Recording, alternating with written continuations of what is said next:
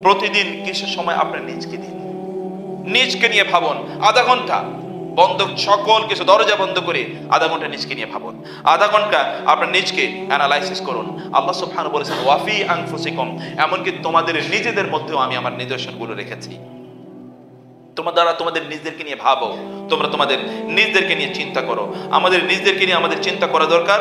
আমরা কিভাবে আমাদের রবের সাথে, স্রষ্টার সাথে সম্পর্ক উন্নয়ন করতে পেরেছি, পাড়া প্রতিবেশীর সাথে আমার যে সম্পর্ক থাকার কথা ছিল, অথবা আত্মীয় স্বজনের সাথে যে সম্পর্ক থাকার কথা ছিল, সেটাকে আমি রাখতে পেরেছি।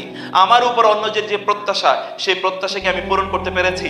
আমরা অধিকাংশই অ্যাংজাইটিতে অথবা ডিপ্রেশনে ভুগি, অথবা সাইকোলজিক্যাল প্রবলেমে ভুগি, কারণ আমরা সবসময় মনে করি অমকে আমার সাথে কেন এই আচরণ করলো, কিন্তু আমি কখনো একবারও চিন্তা করিনি আমার কেমন আচরণ করার কথা ছিল। আমি সবসময় ভাবি অমকের কাছ থেকে তো আমি এটা পাওয়ার কথা ছিল, তিনি আমাকে দেননি, কিন্তু আমি কখনো ভাবিনি আমি যা তাকে দেওয়ার কথা ছিল তাকে ঠিক মতো দিয়েছি। আমার নিজকে মূল্যায়ন আমি করিনি। নিজকে মূল্যায়ন করুন, নিজকে নিয়ে ভাবুন। আমরা যদি বিশ্বাস করুন, সক্রেটিস নাকি বলেছে নো দাই সেলফ, তুমি তোমার নিজকে চেনো, তুমি তোমার নিজকে চেনো, এবং নিজকে যদি চেনে তাহলে সে ব্যক্তি সফল হতে পারে। আমরা কোরআন এবং সুন্নাহয় দেখি বারবারই আল্লাহ এবং তার রাসূল আমাদেরকে বলেছেন তোমরা তোমাদের নিজদেরকে নিয়ে ভাবো, নিজেদের উন্নয়নের জন্য তোমরা কাজ করো। আব্দুল্লাহ ইবনে ওমর রাদিয়াল্লাহু তাআলা আনহুকে লক্ষ্য করে রাসূল সাল্লাল্লাহু আলাইহি ওয়াসাল্লাম বলেছিলেন আব্দুল্লাহ কত ভালোই একটা ছেলে, যদিও শুধুমাত্র তাহাজ্জুদে সালাত আদায় করত। 10 বছর 11 বছরের আব্দুল্লাহকে রাসূল সাল্লাল্লাহু আলাইহি ওয়াসাল্লাম এতটুকু বললেন। এই কথা যেদিন আব্দুল্লাহ শুনলো, সেই দিন থেকে মৃত্যু পর্যন্ত আব্দুল্লাহ আর কোনোদিন তাহাজ্জুদের নামাজ বাদ দেয়নি। 10 বছরের বাচ্চা, কিভাবে তার মধ্যে ইন্সপিরেশন তৈরি হলো? কারণ আব্দুল্লাহ তার নিজকে নিয়ে ভেবেছে। এরকম বহু লোক আছে তাদের নিজদেরকে নিয়ে ভাবা। আপনি আপনার নিজদেরকে, এই জন্য ইমাম শাফি বলেছেন আমি অন্যদের দোষ কিভাবে ধরবো, আমার নিজের দিকে তাকিয়ে দেখি আমার মধ্যে ওই ত্রুটি আছে, আমি তখন অন্যদের ওই ব্যাপারে আলোচনা করতে আমি লজ্জা বোধ করি। নিজকে নিয়ে একটু ভাবুন, নিজকে নিয়ে একটু চিন্তা করুন, নিজের দিকে একবার তাকান প্লিজ। নিজকে ডেভেলপমেন্ট করার জন্য কি কি এরিয়া আছে, প্রয়োজনে 10টা এরিয়াটা চিহ্নিত করুন যে এই প্রবলেম আমার আছে, আমি আগামী 1 মাসে এই প্রবলেমটা সলভ করতে চাই, এরপরে 1 মাসে এটা করতে চাই, তারপর 1 মাসে এটা, অথবা আগামী 1 বছরে এই সমস্যা আমি ওভারকাম করতে চাই। এগুলোর সমাধান করুন, তাইলে আপনার সফলতার দ্বার উন্মুক্ত হয়ে যাবে ইনশাআল্লাহ। এরপর যেটা বলতে চাই যে আপনি আপনার ফ্যামিলিকে, সন্তানদেরকে সময় দিন। অন্যদেরকে নিয়ে আলোচনা না করে ভাবিদের সাথে আজকে কি রান্না করেছে, তরকারিতে ঝোল কতটুকু হলো, সেখানে লবণ কতটুকু হলো, এবং কবে তারা বেড়াতে গিয়েছে, সেই গল্প বাদ দিয়ে আপনি আপনার নিজের পরিবারকে, সন্তানকে নিয়ে একটু গল্প করুন। আপনার সন্তানদেরকে ছোটবেলায় আপনাদেরকে তো আপনার মারা বা দাদিরা গল্প শুনিয়ে শুনিয়ে ঘুম পাড়িয়েছে, আপনি ওদেরকে কি দিয়ে ঘুম পাড়ান? ইউটিউব, যেটা দেখতে দেখতে ঘুমাও, অথবা টেলিভিশন দেখতে দেখতে। অনেক বাচ্চারা তো এরকম হয়েছে যে তারা টেলিভিশনের রুমে বসে আছে, মানে ড্রয়িং রুমে বসে আছে, টেলিভিশন দেখতে দেখতে সোফার মধ্যে ঘুমিয়ে পড়েছে। যদি এরকম হয় তাহলে ওর ব্যর্থতা আপনি নিজেই তৈরি করলেন, ওর ব্যর্থতার দিকে আপনি নিজে তাকে ধাবিত করলেন। ওকে গল্প শোনান, এবং কোন গল্প? রাসূলের গল্প শোনান, কোরআনের গল্প শোনান না। 2-4টা গল্প শোনান, ওই গল্প এর মধ্যে ইন্সপিরেশন তৈরি হবে। আপনি ওকে জিনের গল্প শোনাবেন, ভূতের গল্প শোনাবেন, ভূতের গল্প শোনালে ও স্বপ্নে ভূত দেখবে। আর আপনি রাসূলের গল্প শোনান, ও স্বপ্নে রাসূলকে দেখবে। আপনি সাহাবীদের গল্প শোনান, ও স্বপ্নে সাহাবীদেরকে দেখবে। আপনি জান্নাতীদের গল্প শোনান, ও স্বপ্নে জান্নাত দেখবে, জান্নাতীদেরকে দেখবে, এবং ও ওই রকম হতে চাইবে। আপনি যদি ওদের কাছে কোনো আদর্শ তৈরি না করতে পারেন গল্পের মাধ্যমে, এই হচ্ছে আমাদের আদর্শ, তাহলে মনে রাখবেন ওরা কিন্তু কাউকে না কাউকে আদর্শ হিসেবে খুঁজে নেবেই। আপনি যদি গল্প না করেন তাহলে বিশ্বাস করুন গল্প তো শুনবেই, কিন্তু অন্যের কাছ থেকে গল্প শুনবে। আর অন্যের কাছ থেকে যখন গল্প শুনবে, তখন অশ্লীল গল্প শুনবে, অবৈধ গল্প শুনবে, হারাম গল্প শুনবে, এর মাধ্যমে ও হারাম কাজে ধাবিত হবে। আমি বহু ইয়াং ম্যান এবং ইয়াং লেডিদের কথা জানি, ছেলে মেয়েদের, যুবক যুবতীদের কথা জানি, যাদের মোবাইল অথবা তাদের ডেস্ক, তাদের কম্পিউটার ভর্তি হচ্ছে অশ্লীল জিনিস। এবং এগুলো তারা পায় কোথায়? এগুলো তারা তাদের বান্ধবী বন্ধুদের কাছ থেকে আনে। আপনারা বোনেরা, আপনারা আপনাদের সন্তানদেরকে আপনাদের সন্তানদেরকে আপনারা জিজ্ঞেস করুন মাঝে মাঝে। আমি আমার বাচ্চাদের সাথে কথা বলি তো আমি জানি ওরা কি কি গল্প করে, ওরা ওদের ক্লাসমেটদের সাথে কি কি গল্প করে। আপনি মনে করেন আমার বাচ্চা ক্লাস 3-তে পড়ে, একবার মনোযোগ দিয়ে শুনেন যে ক্লাস 3-এর বাচ্চারা কি গল্প করে, এখনকার বাচ্চারা কি গল্প করে, এটা মনোযোগ দিয়ে শুনবেন।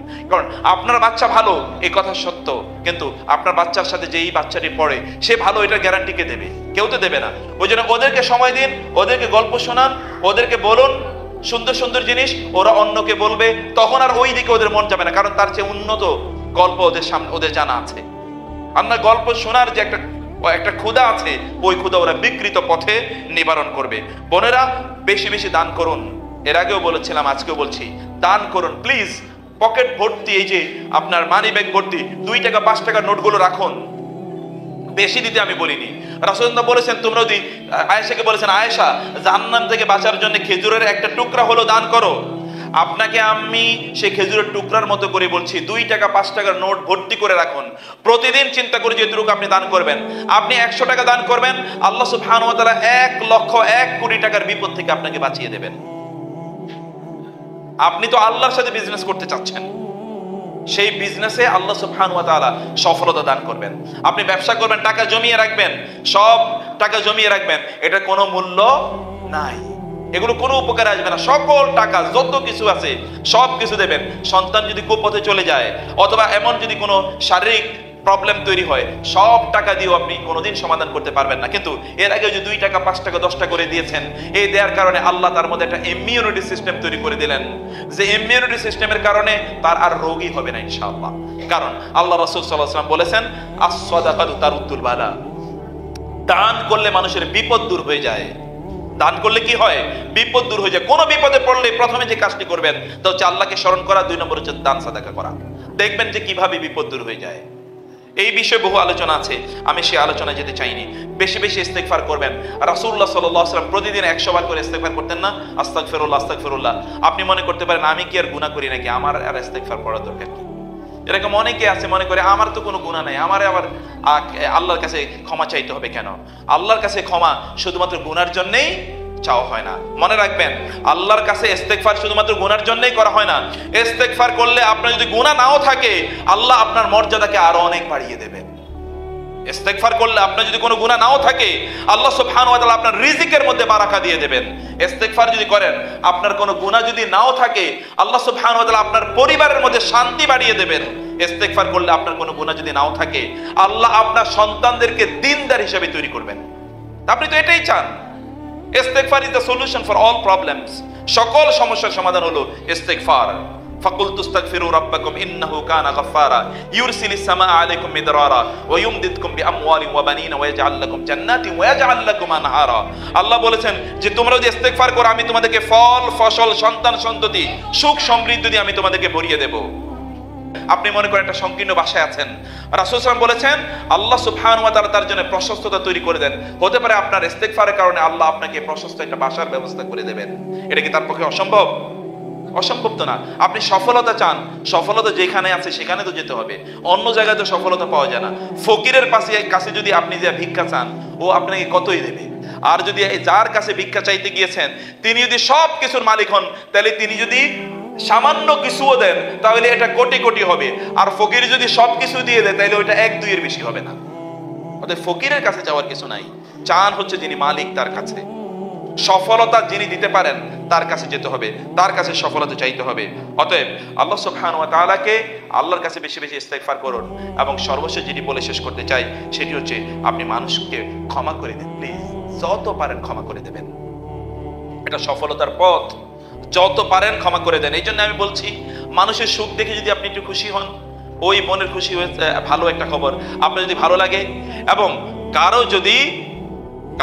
কাউকে দেখার পর যদি আপনি একটু হাসতে পারেন, তাহলে বুঝবেন যে আপনার প্রতিদিনই সুখী দিন।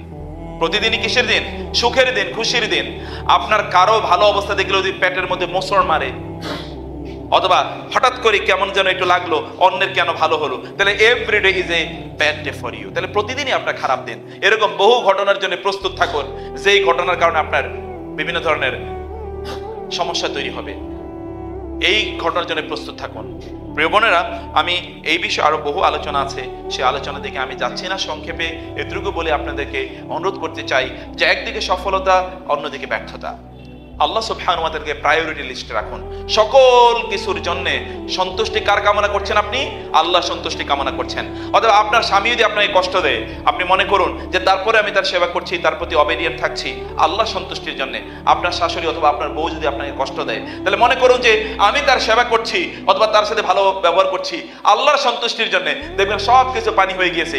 কিছুদিন পরেই দেখবেন কি আপনি কিছুদিন পরেই দেখবেন আপনি সবকিছু ইজি, কোনো সমস্যা নাই।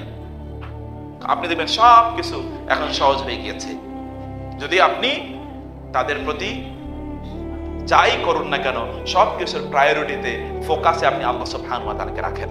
আল্লাহ সন্তুষ্টির জন্য কাজ করুন, নিজে কেন এই পৃথিবীতে এসেছেন এবং আপনাকে কোথায় ফিরে যেতে হবে সেটি নিয়ে ভাবুন। সন্তানকে যেমনি ভাবে টার্গেট করেছেন ইউনিভার্সিটিতে পড়াবেন, বিশ্বের বা ঢাকার সবচেয়ে বা বাংলাদেশের সবচেয়ে ভালো ইউনিভার্সিটিতে পড়াবেন, এই জন্য ওই প্রসেসে আপনি যাচ্ছেন, ওই প্রসেসে এখন থেকে আপনি লাইন ধরলেন। তেমনি ভাবে আপনি আপনার সন্তানকে ডাক্তার, ইঞ্জিনিয়ার, প্রফেসর অথবা এই সে বানাবেন, এই জন্য ওই লাইনে আপনি এগোচ্ছেন। আপনি তো জান্নাতে যেতে চান, ওই লাইনে তো ওই গাড়িতে তো উঠতে হবে আপনাকে, ওই ট্র্যাকে তো আপনাকে উঠতে হবে, ওই ট্রাকে আপনাকে উঠতে হবে, ওই ভেহিকলে আপনাকে উঠতে হবে, ওই ট্রেনে আপনাকে উঠতে হবে, অন্যথায় ওই জায়গায় যাওয়া যাবে না। ইসলামকে ভালোবাসুন, ইসলামের প্রত্যেকটা অনুশাসনকে অনুভব করুন, প্লিজ অনুভব করেই দেখুন যে সফলতা এর মধ্যে, এর বাইরে কোনো সফলতা নাই। আল্লাহ সুবহানাহু ওয়া তাআলা আমাদেরকে একটা সফল জীবন যাপন করার তৌফিক দান করুন। আপনাদেরকে অনেকক্ষণ বসিয়ে রেখেছি, আপনারা ক্ষমা করে দেবেন।